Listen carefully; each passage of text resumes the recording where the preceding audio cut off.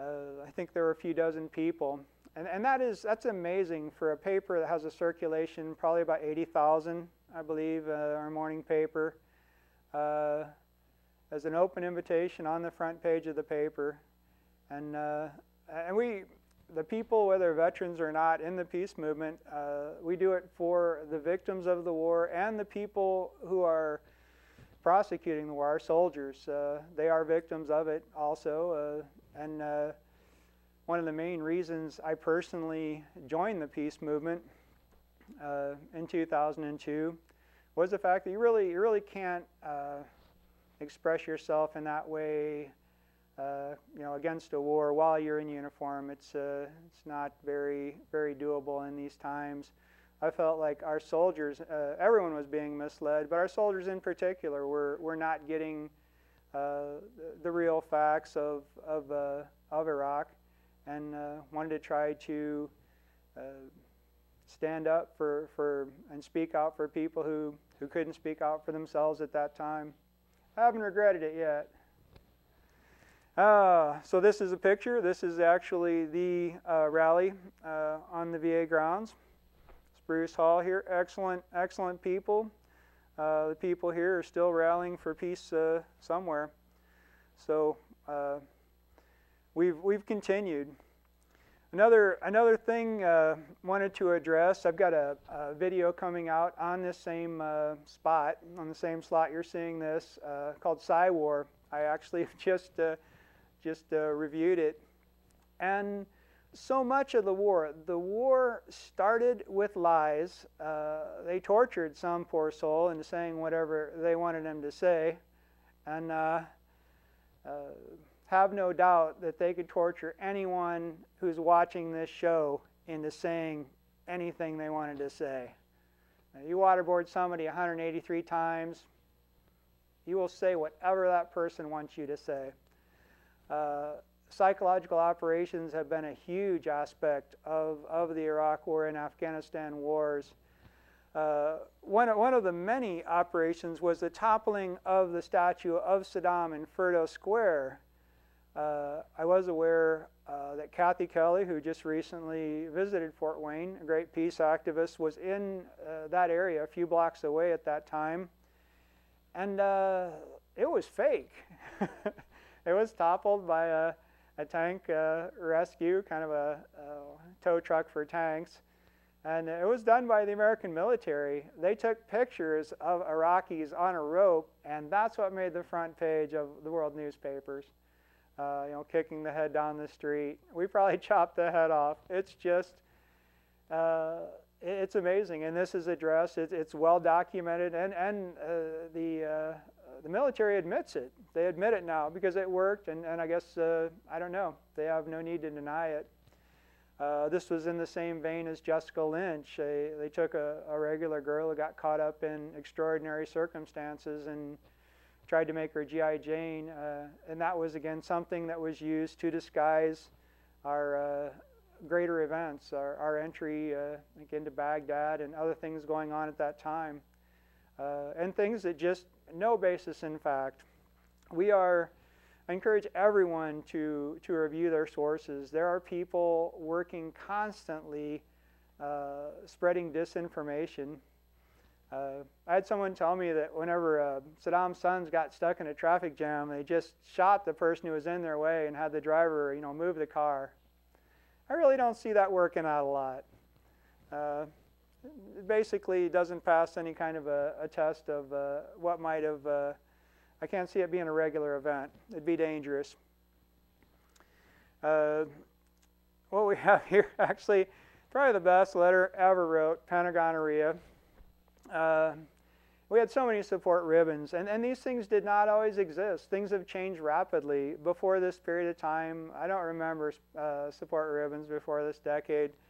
This was the start of them. And I said, well, we need one for Pentagonorrhea, a disease you get from attacking small countries. Basically, the countries we've attacked generally have fewer citizens than we have military members and veterans. Extraordinarily weak areas. and hence the Pentagonorrhea. There actually is a ribbon for it too. Some of the things we've tried to write, basically we are trying to get people to look at this situation from the other side. Very simple, what they teach very small children, most of the actual logic is geared to about a 4-year-old level, and hence 8 years on, our frustration level, we're trying to tell people, how would you like this done to you? How would you like your house blown up? How would you like no electricity, no water for such a long period of time? How would you like this if it was happening to you? And one of the sad aspects of American exceptionalism is that we exempt ourselves from that equation. So if someone does something bad to us, it is evil and terrible. If we do it, no matter what our intentions are, if we do it to others, it really doesn't count. That's kind of the way our system works. And we desperately need to change that as soon as possible. So that is it's one of the things. Anybody can dedicate a nuclear weapon to their realization of God, and there are many realizations of God out there. And we did it with our first 3. All of them went with a prayer. It's just blasphemous, incredibly blasphemous. All right, we are moving on. We had 100 people here. This would have been August here of 2005, and in support of Cindy Sheehan. It is another thing that's amazing with the losses we've taken, over 4,430, I think, in Iraq, and 1,311 in Afghanistan as of October 2nd rally. And this doesn't include, there's another 25% more who are contractors. Again, a very privatized war, mercenaries. They're not really contractors. Some are food service, some are mercenaries, Triple Canopy, Blackwater Z, Dime Corps. These people are doing what our military has done in the past. I've known Marine Embassy guards. That is who would guard dignitaries up to this time, instead of these large quantities of mercenaries. And it's another aspect of this war that we've been protesting. It's done on borrowed money. There's no draft. It's a wonderful way to start something that you have a very difficult time ending. And it's unusual. We're in wars right now. We've never waged wars this way without war bonds, without at least making a pretense of paying for it. This is all done on a credit card, and I think, and it's done by basically about 1% of our population is actively in the military working on it. Incredible quantities of Americans work in the weapons industry. And this isn't a defense industry either. Many of them, even locally, have gotten in trouble for selling late model weapons to anybody with money. So that's something that you wouldn't do if you were actually a defense industry. It was more honest in World War II. Let's call it War Department, and I believe they should return to that. In the interest of Cindy Sheehan, we did set up Camp Casey at NAACP headquarters in 2005 here. And we were, again, October. October is the time. And people slept on asphalt. And we tried to energize the community to join us. And it was successful in many ways, but again, did not energize the community in that area to join us. It just has never really happened. And we've had some great people who really thought it should, and they've gone to their congregation or people they know and said, okay, hey, this is what we should do. Let's get behind it. And they don't return. They don't return, and that's something we're going to get to here in a moment. But I'll never understand that. That's a tough one.